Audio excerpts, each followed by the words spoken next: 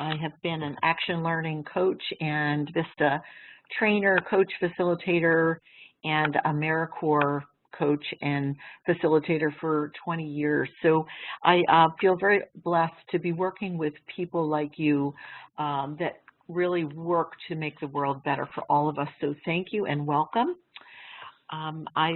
We're going to talk about communicating with confidence, and when we think about communicating with confidence, one of my favorite quotes that comes to mind is "Speak your mind, even if your voice shakes," as you see on the screen there. Maggie Kuhn was the founder of the Gray Panthers, and I just thought that quote was so powerful. And she had a lot of courage and started this organization, which exists today. So it's always something I want to remind you all of. It's good to remember. So we're going to, for the next hour, we're going to share some speaking strategies, relate how speaking up is really does, speaking about your passion and purpose really is, that is your authenticity, and that's very important when you're speaking. And also we'll have some resources for you, and then I'd like to really hear from you. I'd like this to be a conversation, even though webinars are not exactly the best method for having conversations, but I would like us to use the chat. And that chat function, please make sure it says "to all participants." And so when we, please feel free during the presentation to ask questions. I'd like to engage as many conversations as possible. And then at a certain point, I just want to hear from you. What are some of the practices you use to build confidence when speaking?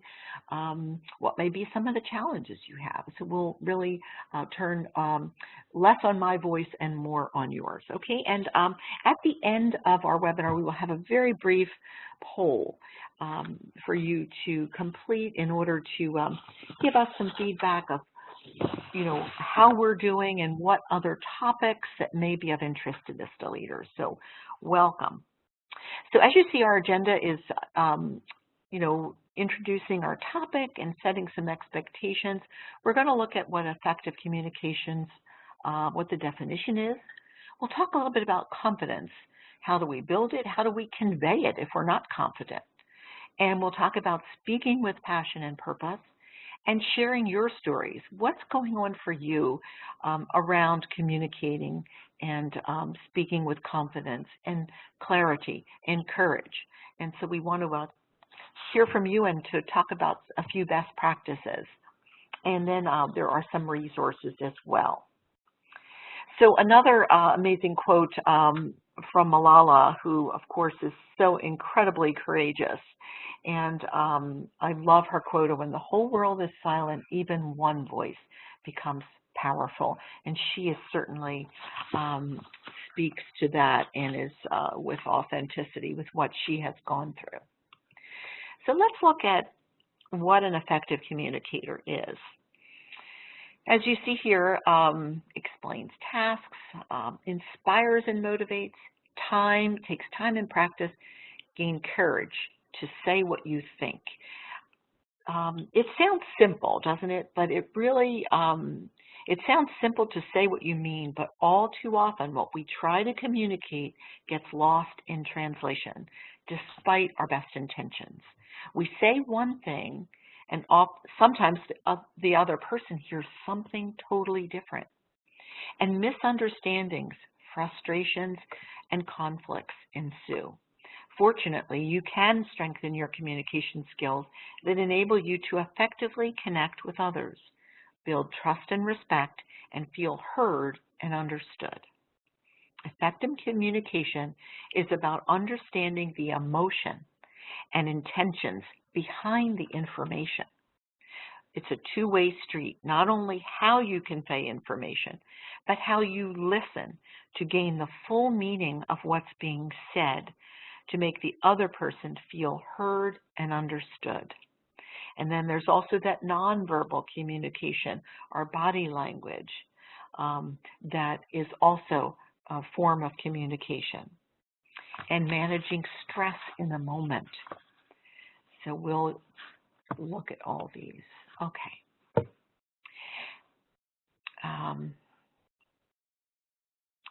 The chat doesn't give the option to talk to participants. I'm not sure if everyone is having that problem. Oh, okay. Azia, it should say to everyone because what you have is to all panelists. Click right here, and it should have when you click that, it should say to everyone, so that we can all try that and see. Okay, that's what the issue is. All right, I will watch and make sure you get that corrected, because we want to make sure you can communicate with everyone. All right, so an effective communicator takes time each day to be aware of your opinions and feelings so that you can adequately convey them to others. You strengthen your voice by speaking with passion and purpose, especially as VISTA leaders and VISTAs. It's so critically important that you be able to tap into that passion and purpose, because that will convey your commitment and enthusiasm for what you're doing, and what you are doing is so profound because the whole program is working on eradicating poverty. So effective communication is the glue that helps you deepen your connection to others and improve teamwork, decision-making, and problem-solving. It enables you to communicate even negative or difficult messages without creating conflict or destroying trust. Practice makes perfect. This is a topic, communication is a topic that requires ongoing learning.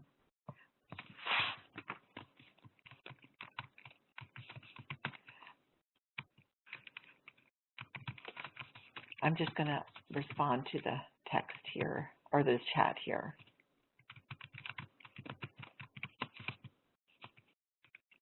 Okay. So Zia, please check in with me again to make sure that that's working for you. Okay. So improving communication skills, then the first step is to become great. Thank you. All right.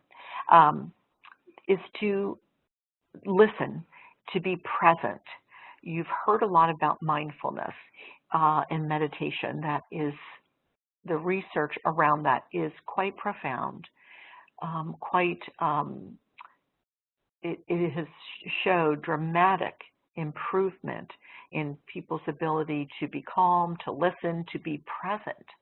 And in order to be an effective communicator, the idea of being totally present, totally listening, like a laser-like focus on the person that is speaking, that you are engaged with that person in active listening. A lot of that comes through practicing sort of being able to breathe, step back, get centered. All those things about mindfulness are really critically important and work. So one of the things I wanted to share with you is this book. Rosabeth Moss-Kanter is a Harvard professor at the Harvard Business School, and she wrote a book called Confidence. And I would recommend it highly. Again, another quote here, T.S. Eliot, "For last year's words belong to last year's language, and next year's words await another voice." So again, about, this communication with confidence is ongoing learning. Rosabeth Moss-Kanter's book is really outstanding and has some great tips and tools of how to convey that confidence. She talks about confidence as a bridge connecting expectations and performance, investment, and results. Confidence is certainly mental, but it's not a mindset in the sense that it's always present. Confidence is situational, an expectation of a positive outcome. An expectation leads to all kinds of investments in making that outcome come true. Confidence has to stand on a firm foundation. The three cornerstones of that foundation are accountability, collaboration, and initiative. All right. So what does confidence look like? So it's about having a point of view. It's what you say, presence. Remember we addressed mindfulness practices. That helps you increase your presence. It's how you say it. And practice. It's what your audience hears. So these are the three sort of components of confidence, how you convey that. And one thing I want to share with you too is, in light of the Me Too movement that is happening, and I want to address with you as VISTA leaders and VISTAs the importance of speaking up and the importance of practicing speaking up. So it's about what you say, the content and the impact of your words. Okay? How do you communicate? You need to communicate with clarity, confidence, courage. It's also how you say it. And the how you say it part is sort of a metaphor as if you would take voice lessons.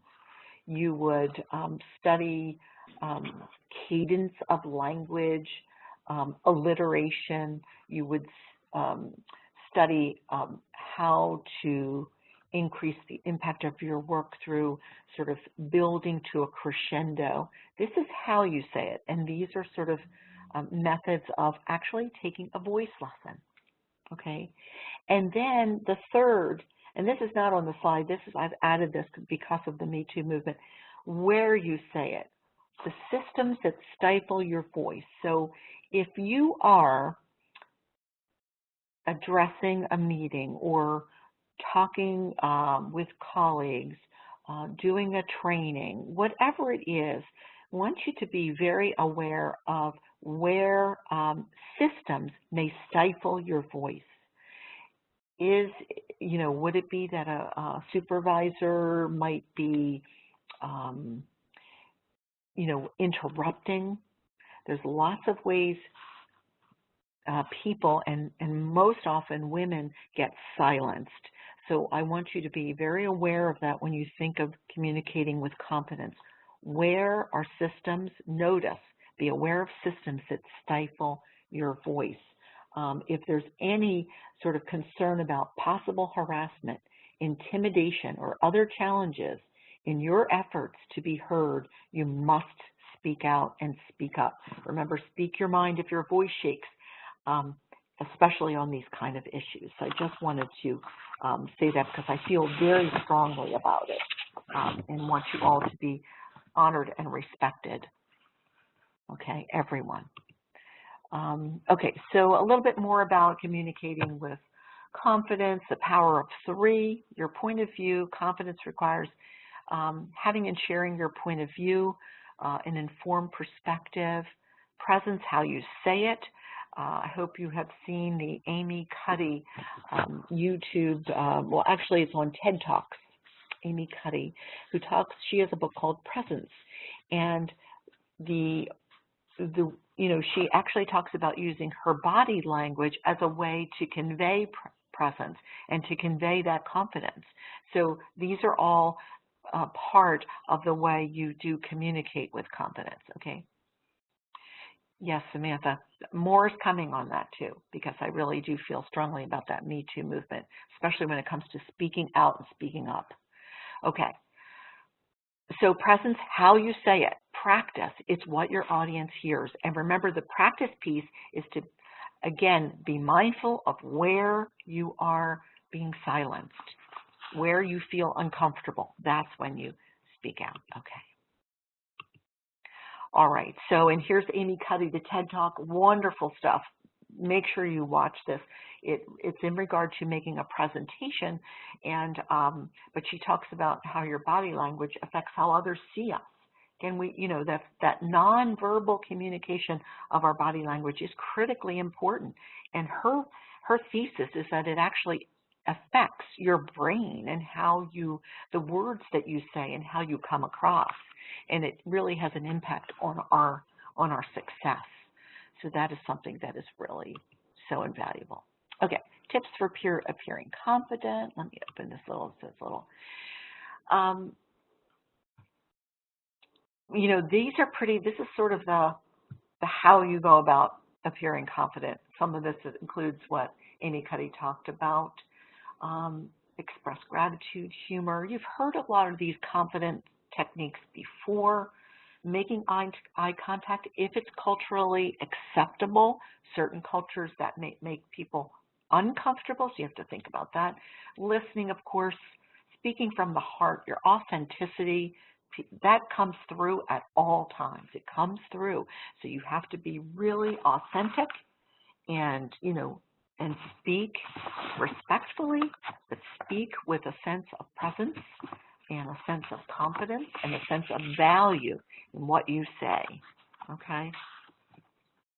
So the listening piece is critically important. Listening, it's a way of expanding your view of the world, bridging the differences between you and someone else, and demonstrating that your belief in yourself is strong enough to take in others' points of view. So you have to hold and listen to what other people are saying and believe that you are strong enough, and you are, to take in others' viewpoints. Okay, speaking from the heart, our passion, our authenticity. Humor always is helpful. Expressing gratitude. Confidence is very different from arrogance. Someone who is confident is able to express gratitude to someone else. Most effective ways to strengthen relationships is to express gratitude and honor people. That's what, we want to treat people the way we ourselves want to be treated. So apologize when you're in the wrong, but not for being alive or having legitimate human needs.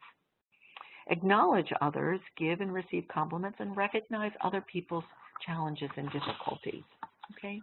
This is like lessons in, human connection.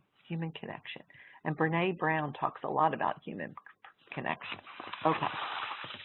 So here's a little sort of, if you will, this is like a worksheet you can use for when you are, say you're leading a meeting, facilitating a meeting, you want to get certain points across, you want to sort of do a little preparation, and these questions help you do that. So what's the message you want to convey? What's your point of view on the subject matter? How are you going to contribute to the conversation? What impression do you want to make? And who can help you prepare and practice? Public speaking is often one of the dreaded fears on any sort of scale. People are afraid to speak up and to do public speaking, to have people's eyes on them. So the more you practice, the better, okay? All right.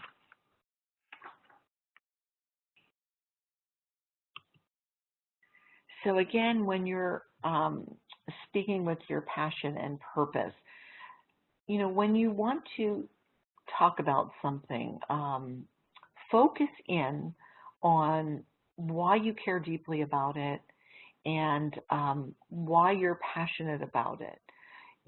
Audiences, the biggest turn on for, is if you are obviously enthusiastic and passionate about something, people will be engaged.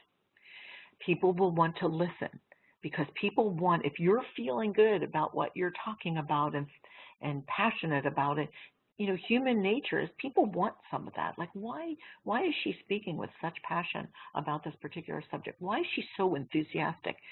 Human nature, people will we want some of that, okay? So another thing to think of when you want to speak is compelling action benefit. CAB is the acronym. I'm going to put that in the chat here. Make your talk compelling. Action, what's the action, and who's benefiting? Okay, just a good sort of small tip and tool that is helping. Speaking with passion is powerful. Your enthusiasm and energy around the passion topic is contagious and inspiring.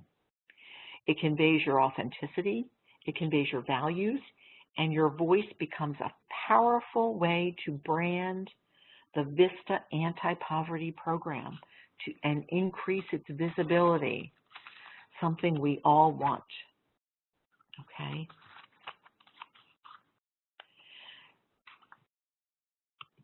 Okay.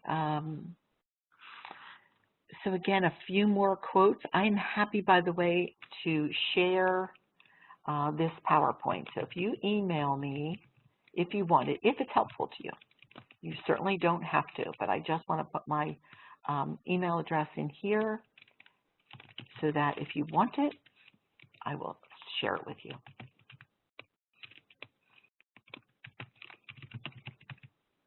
Okay, some quotes, which I just loved, and that's Brene Brown, Daring Greatly.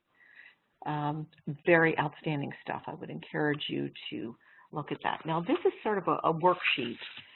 We were communicating with confidence. So you have a meeting coming up, and you want to sort of do this preparation.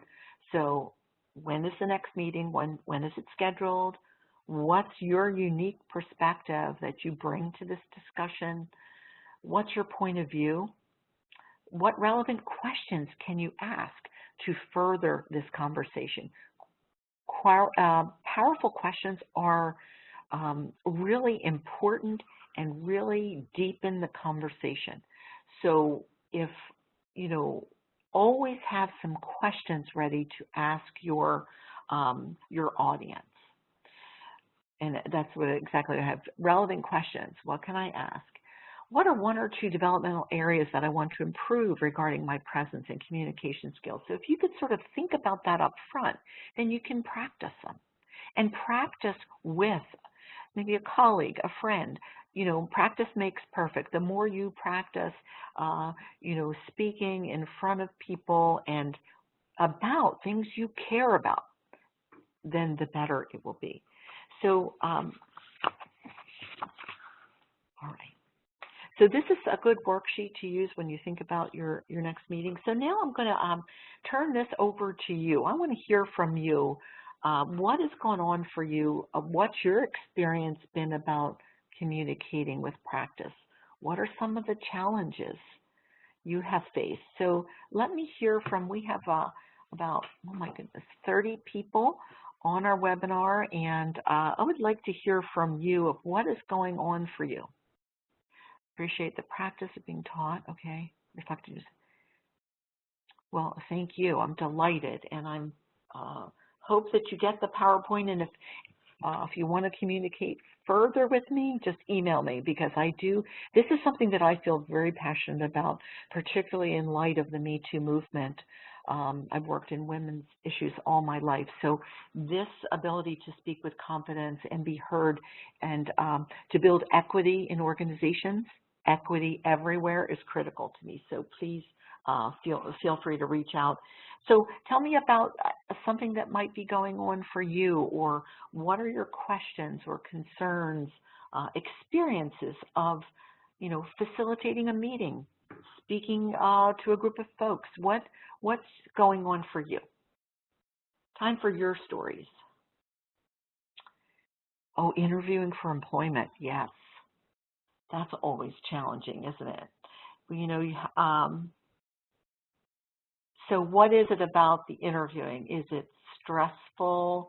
Is it, it would be good to do this sort of worksheet to those questions. It would be good to use that, Katie, as you think about, oh, am I qualified? Okay, let me see this here.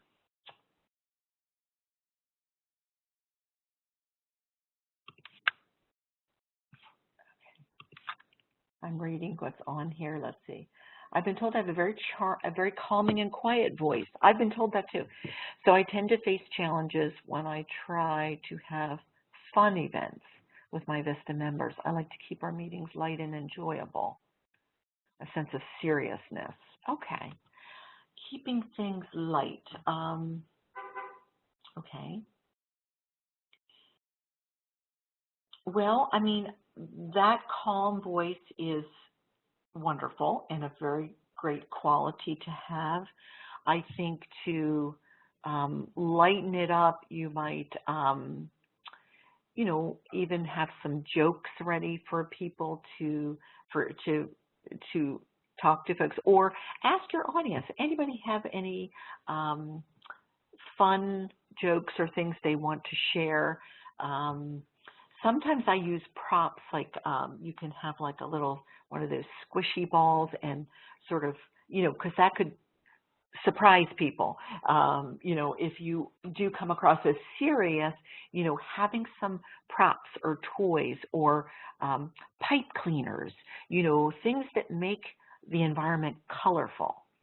Okay, so here's more. This is great stuff. Thank you. As a young professional, well, okay, youngest in the room.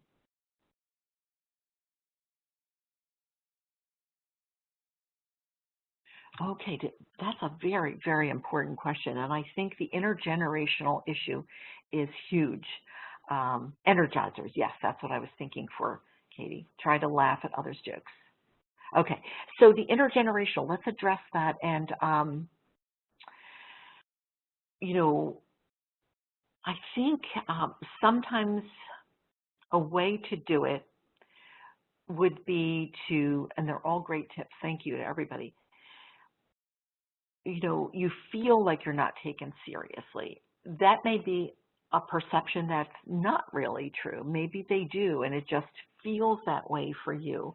I think one of the ways you can get around that is to say, I'd love to hear from your wisdom. Like turn it around so that you are, in effect, asking for their wisdom and experience. So that will show your respect and honoring them without diminishing what you have to say. So you stand in your place of power, you stand tall in what you own, and you also acknowledge they have lived longer. So what's your experience in this? Could you share it? Okay, effective community, this is, okay, creating a sense of community. That's, yes, figurines, bouncy balls, colorful objects, yes. Um, yes, communicating with your vistas across the country, and that is hard. Doing it virtually, if you can, always use, WebEx. Try and use the camera if you can, webcam, so that you are seeing people's faces. I would again not talk, like take a break so that you turn it over to them. So hear from them, ask everyone to go around so that everyone is heard. These are sort of ways to, again, honor everyone, even though you're not in the same same actual physical location. Okay, toys. Yeah, sense of community. That's hard when you're, okay. Helpful for connection. These are great. Wow, you're awesome and amazing. Thank you. Look at this. Just amazing.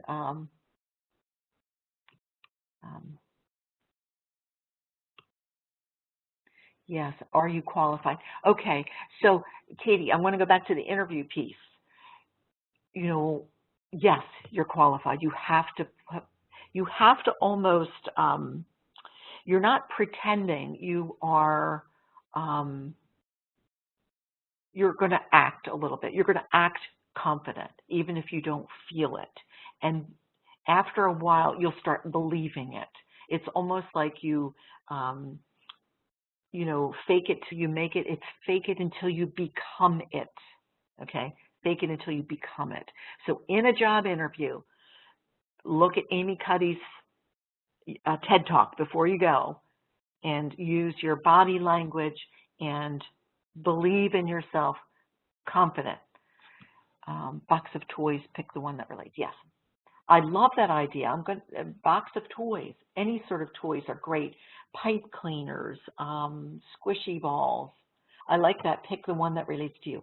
Another way, here's another, I use art postcards and have people tell a story around them. So I get them from museums,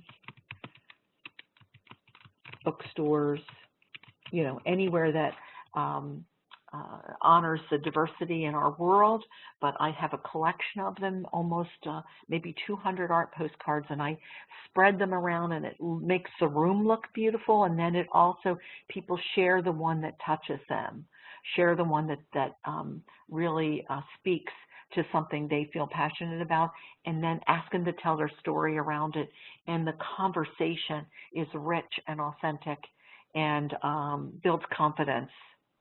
So I would, just another idea as you think about ideas, to have conversations, okay? Okay. And the youngest, we talked about that, Gabriel, honoring that in the box of toys, interviews.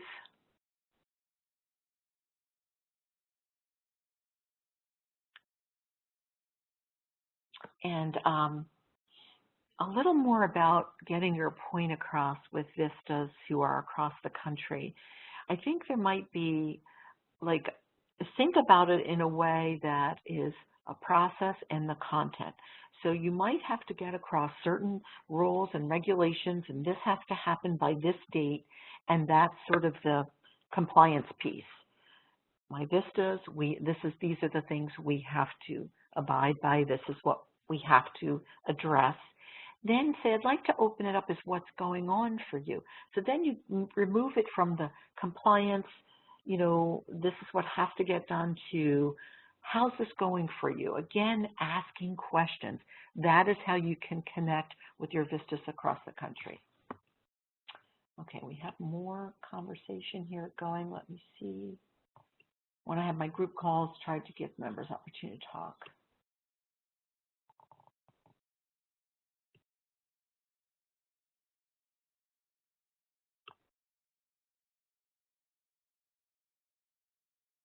First impressions. Okay. How would you change or shift their opinion of you? I would actually address it. I would say, I think I have the feeling that our first meeting didn't get off to the best start. And I want to, if I'm in any way, at fault for that, I do apologize. I'd like to hear from you how we can work together to make this conversation enriching, productive, and for everyone. So, again, it's about having that resilience. If you did have a first encounter that didn't feel like it went well, and it was, you can say, hey, that didn't feel right for me. I'm really sorry. Let's resilience involves sort of listening to, understanding what went wrong and moving quickly to change it. So you don't let yourself take things personally. Just say, okay, that didn't work as well as I wanted it to. I'm sorry about that. Let's talk together how we can make our meetings more effective. So again, you're sort of leveling the playing field, if you will. You're acting in partnership with them as opposed to having your manager hat on, okay?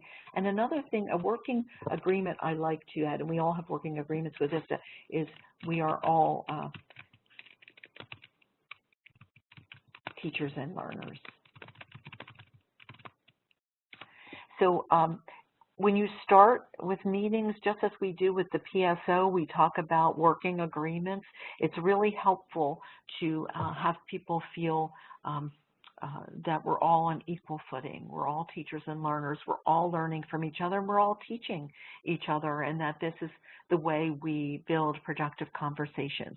That doesn't mean to say you give up your role as VISTA leader and monitoring VISTAs and doing all the things you have to do, but it also means that you acknowledge that you are learning as well, and it makes people feel more comfortable. It makes people feel more included.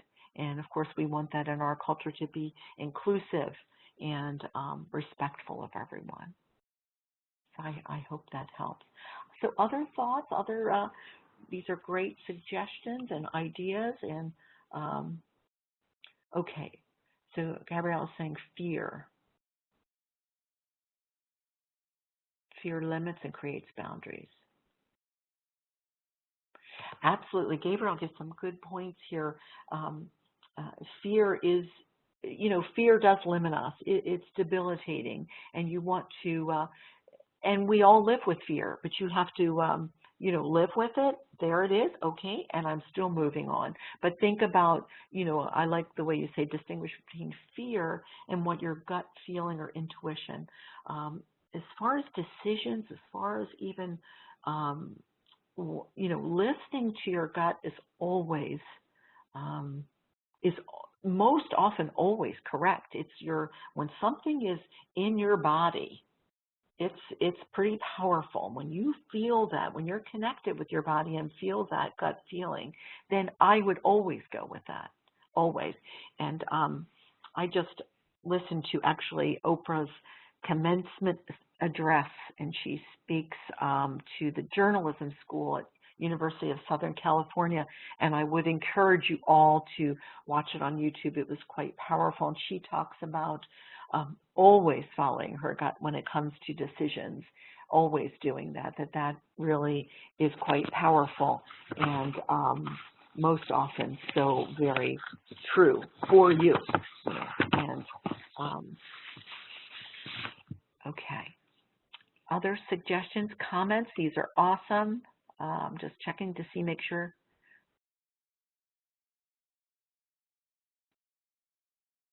Okay, now Brian is saying,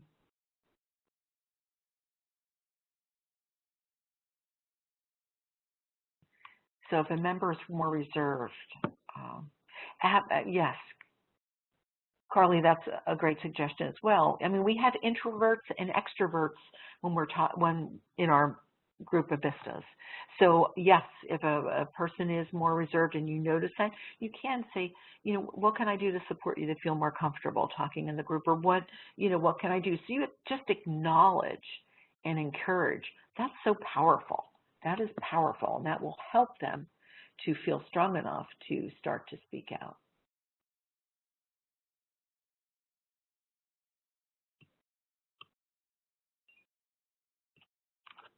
Okay, long stretches of silence. Okay. All right. Group calls, long stretches of silence. Okay. Um, you might, and maybe you do this, have an agenda ahead of time, and maybe you might set up working agreements where everyone's going to facilitate a group call. That's a way to honor everyone's voice. Sometimes silence is uncomfortable, but sometimes silence is okay. Sometimes silence will give people who are introverts a little space to think of what they want to say, and then so a little silence is good. As it's often important to have some of those silences. If you've ever heard of Gestalt therapy. I did some social work classes, and we had a Gestalt therapist, and we did a whole Gestalt weekend. Well, that weekend starts with everyone sitting in silence. And for a while, we were like, what's going on? Who's going to lead the class? Who's saying something? People are uncomfortable with silence. A little bit is a good thing. And finally, someone will be, just have the urge to speak. And that's, so don't dread silence. On the other hand, there are ways you can schedule and, that everybody facilitates and have agenda up front that will be helpful. All right. Yes, very good. Great wisdom here. Wow, amazing. You're all,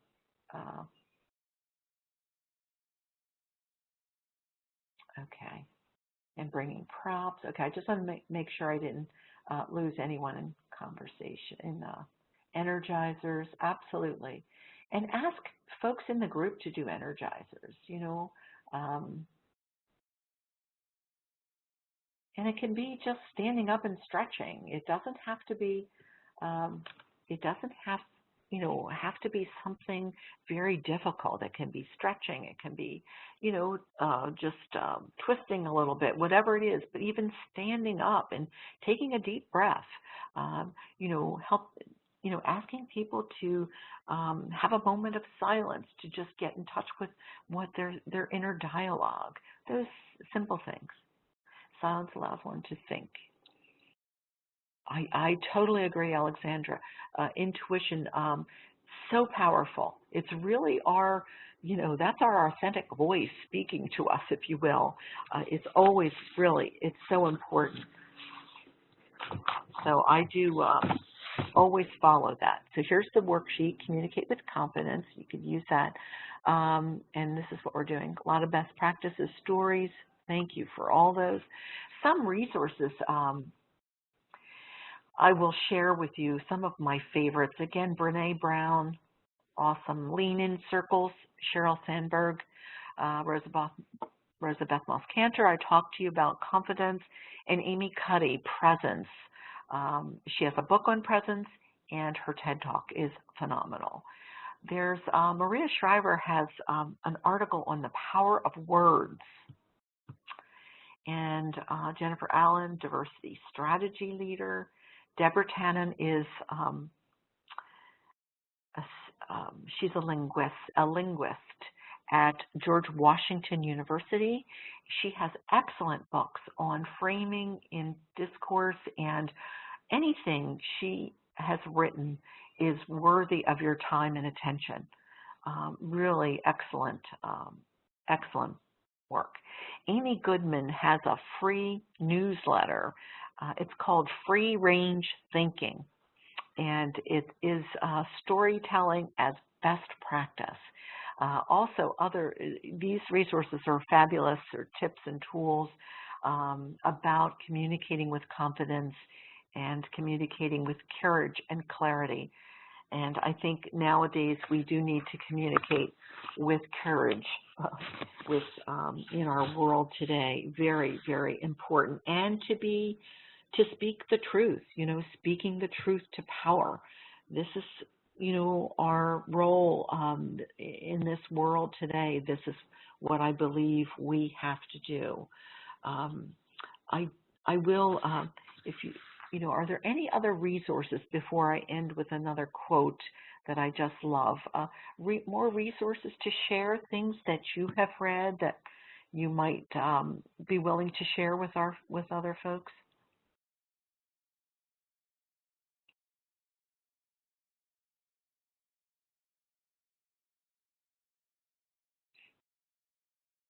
Okay. All right. So let me just, Year of Yes. Oh, Sandra Rhimes. Alexandra, great. Thank you. I will add that to my list. Year of Yes.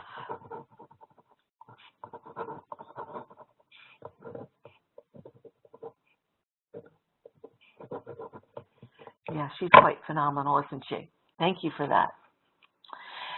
So I will remind you again of Oprah's commencement address. Take the time to listen to it, but her quote that I just found so amazing. She says, I quote, "You make the choice every day, every single day, to exemplify honesty because the truth, let me tell you something about the truth exonerates and it convicts. It disinfects and it galvanizes. The truth has always been and will always be our shield against corruption, our shield against greed and despair. The truth is our saving grace. And not only are you here as VISTA leaders to tell it, to write it, to proclaim it, to speak it, but to be it. Be the truth. Be the truth." So I thought that was profound from Oprah. So I wanted to leave you with that. Are there any other questions, concerns, thoughts, ideas before we close? I will have a very brief poll for you to fill in to give us some feedback on this topic and on anything else that you'd like to provide so that we can continually improve. But anything else before we turn to that? Any other thoughts, ideas? Don't forget to let me know if you want the PowerPoint. You could change it, make it yours.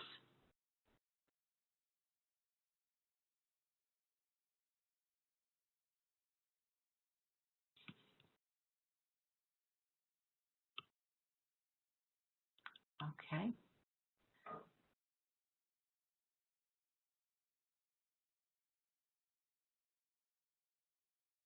Okay. All right. It looks like there are no questions or other things to share, so I thank you so much for your time and attention. Oh, anything that has to do with mindfulness and meditation. Yes, Alexandra, yes. John Kabat-Zinn, phenomenal. Listen to his, you could just Google his, he gave a presentation.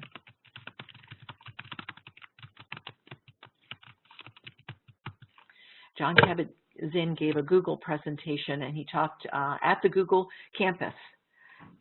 And it was amazing, and you could listen to it. Just Google it, and you can find it. Eckhart Tolle, yes, you did spell it right. Alexandra, yes. That'll, okay. Getting my visitors to communicate with each other. Okay, that is a great question. So how do you get them to communicate with each other? Well, I think when they do come to you, you might say, you know, I really appreciate your questions and ideas, and I would love for you to have you checked in with this person or that person. I think they might be of guidance to you, and it really would be helpful if you talk to a peer about it. So actually just say, I know that Andrea has some information on that. Like, just keep sort of thanking them for coming to you. You want to always keep that line of communication open, but then sort of give it back to them to say, you know, I think this is a good conversation to have with one of your peers. You know, try and reach out. If it doesn't work, then yes, come back to me. But I really want you to try having a conversation with the peer. So do it that way. So thank them. It goes back out to peers, and they could always come back to you. Okay. And John Kabat-Zinn has books. Oh yeah, absolutely. His stuff is phenomenal. And Eckhart Tolle. Okay. All right. And the Google. Watch the Google presentation from John Kabat-Zinn. He teaches them mindfulness.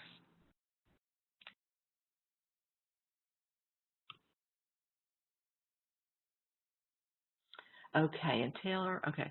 Aiden says, thank you. She's giving you. Tell them who has worked on similar projects. Absolutely. Great, great. You are all phenomenal. Love this. Great conversation. And great tips and tools and strategies to communicate and to get folks to communicate with each other. Let me just make sure I'm not missing anything else. Zen Mind, Beginner's Mind. Excellent. Yes, it's a wonderful book. And the app is Simple Habit. Okay. I haven't heard of that one. I've heard of Headspace. And there's another app called Calm.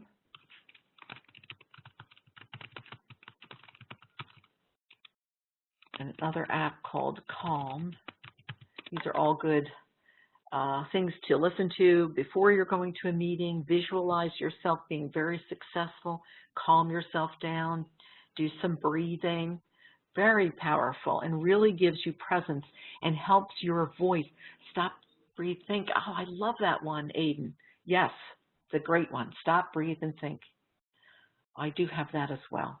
So, oh, you all could be giving this, you all are part giving this webinar. Very wonderful suggestions and ideas. All right, stop, breathe, and think. I do have that one.